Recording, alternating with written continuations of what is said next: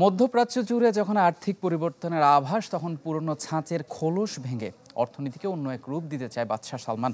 তাই তো তেলের অর্থনীতিতে আটকে না থেকে এবার বৈচিত্র্যকরণের পথে হাঁটছে সৌদি আরব।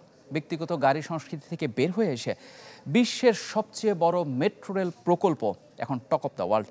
$22 বিলিয়ন এই প্রকল্পের মাধ্যমে নিজেদের পুরনো অদল বদলের যে হিসেব আছে সেটি ভেঙে আধুনিকতা গ্রহণ করছে সৌদি আরব, এবং বিশ্বকে এই ইঙ্গিত দেওয়াটাও যার প্রচ্ছন্ন উদ্দেশ্য।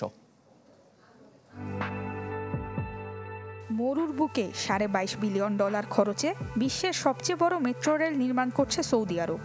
রাজধানী রিয়াদে নির্মাণাধীন এই রেল একদিকে পূর্ণতা দেবে কিদ্দিয়া সিটির মতো অন্যান্য মেগা প্রকল্পকে, যাতায়াত ব্যবস্থা সুলভ করবে পর্যটকদের জন্য, অন্যদিকে বদল আনবে মধ্যপ্রাচ্যের এই দেশটি নিয়ে বিশ্ববাসীর চিরাচরিত দৃষ্টিভঙ্গিতে।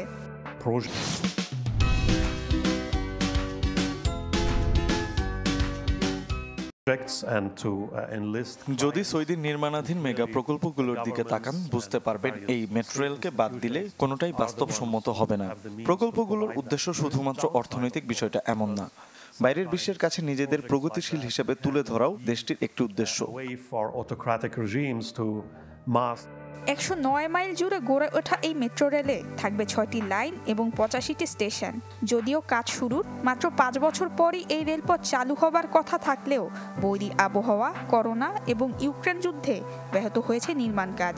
ঠিকাদারদের $1 বিলিয়ন বাকি নিয়েও ওঠে নানা প্রশ্ন। তবে সকল জল্পনা কল্পনা ছাপিয়ে দ্রুত কাজ শেষ হবার ইঙ্গিত দিচ্ছে সালমান প্রশাসন। রাজধানী রিয়াদ তার অবকাঠামোগত উন্নয়নে সবসময় তেলের লভ্যাংশের অর্থ ব্যয় করত। এবারও তার ব্যতিক্রম নয়। তবে তেল নির্ভরতা কমাতে বিভিন্ন মেগা প্রকল্পে চলছে বিনিয়োগ। সাথে 2030 সালের ওয়ার্ল্ড এক্সপো আর 2034-এর ফুটবল বিশ্বকাপ আয়োজকের দৌড়েও বেশ এগিয়ে দেশটি। দুইটি আয়োজনেই পর্যটকদের জন্য বিনোদন কেন্দ্র হয়ে উঠবে রিয়াদ। এমন আয়োজন এবং সর্বোপরি দেশটির ভিশন 2030-কে সফল করার জন্য এই মেট্রো রেল এক অপরিহার্য পদক্ষেপ। নুসরাত মৌমি, চ্যানেল 24।